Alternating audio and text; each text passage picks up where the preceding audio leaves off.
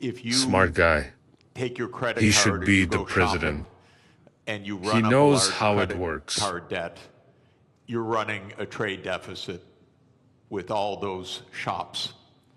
Now, it would be pretty strange if you then blamed all the shop owners for having sold you all those things. You're ripping me off, you're ripping me off, you're ripping me off, I'm running a trade deficit. That is the level of understanding of the President of the United States. The trade deficit does not represent at all trade policies. It represents spending relative to production or earnings. We call that an identity. I teach it in the second day of my course in international monetary economics. Trump never made it to the second day. So he says, you're running a trade deficit. Look, they're all cheating me. But all that's happening is the United States is outspending its national income. And you can look at the national income chart. You can add up consumption and investment and government spending, and you could subtract off gross national product, and lo and behold, what will that equal? Not approximately, exactly. That will equal the current account deficit, which is the comprehensive measure of how much you spend on goods and services versus how much you sell in goods and services. So the United States runs a current account deficit because it spends more than it produces. Why does it do that? We have a big credit card in the United States. It's called the national government. The US government spends about $2 trillion a year more than it takes in revenues. What it's doing is making transfers to the American people and to American businesses. It doesn't tax Americans for those transfers because, here's another little fact, because the congressmen that vote on the budget got into office by being paid for their campaigns by rich people who don't like taxes. So the political system says, spend, but don't tax us.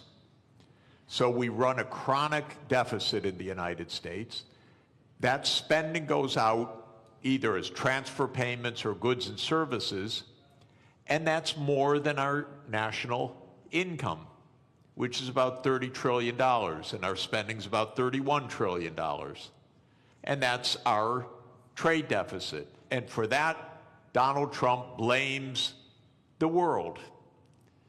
Okay, I fail him for this if he were my student. He's my president. It's a little weirder because when he did this, in 2 days, the world lost $10 trillion of market capitalization. By the way, where did it go? Did it get transferred from here to here? No, it got destroyed. Why destroyed? Because trade, something also the President of the United States doesn't understand, is mutually beneficial. So if you stop trade, everybody loses. It's not that one side wins, the other side loses. He cannot understand that concept as a guy that traded real estate in New York. So his idea is somebody had to win, somebody had to lose. But what happened when he made this announcement was $10 trillion was wiped out worldwide. It's not that the US went up and they went down. No, everybody went down because the whole world system is based on a division of labor, and he's breaking that division of labor into pieces. So then people said, this doesn't make sense. Even the very rich people that gave him the money for him to get into office started saying this doesn't make sense. The hedge fund managers who were his big campaign contributors. Elon Musk, who paid for his election and became prime minister, he said this doesn't make sense. And then the markets said this doesn't make sense. Not only $10 trillion, but as the finance minister said, interest rates started to rise because people began to dump U.S. Treasury debt. The safest thing in the world, apparently. So, interesting what happened. It's not quite true that he reversed things. First, he left on this 10% tariff, except for one country, for China, 145% where he on some raised products. the tariff rates. That's because the United States has a deep, neurotic attachment to China. The U.S. political system hates China. Why? Because China's big and successful. And so that the U.S. hates. It's a rival, it's a competitor, and so this is the one thing he left on. Now, he's going to mess up everything with this too, because in a trade war between the U.S. and China, China wins. China does not depend on the U.S. market very much. It's about 12% of China's exports.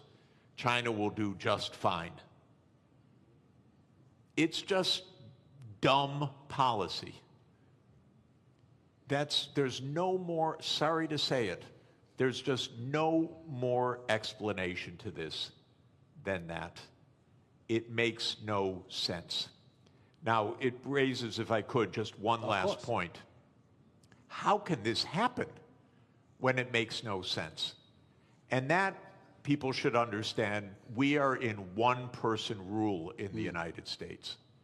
Our political system is in a state of collapse.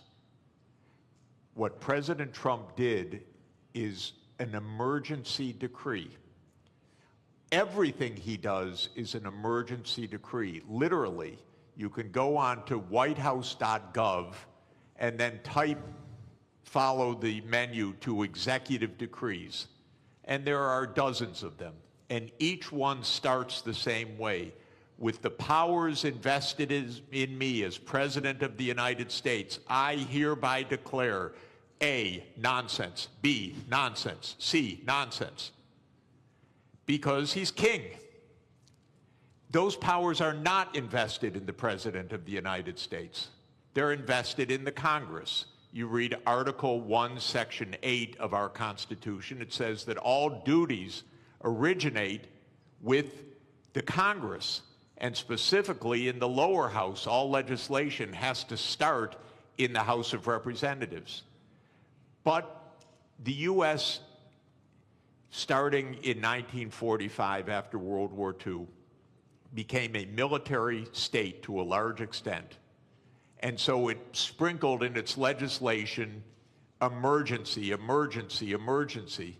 And Trump doesn't have to prove anything's an emergency, he just has to say something's an emergency. So suddenly the trade deficit became an emergency, and on that basis he issues a one-person rule. Even his aides don't know what he's doing. You raise one final interesting issue, which is that the market recovered about $4 trillion when he reversed. Anyone who knew that 5 minutes before made billions. This is not the cleanest government in the world, I can tell you. I'd be hugely surprised if some people didn't know just a bit ahead of time, starting with members of the U.S. Congress, by the way.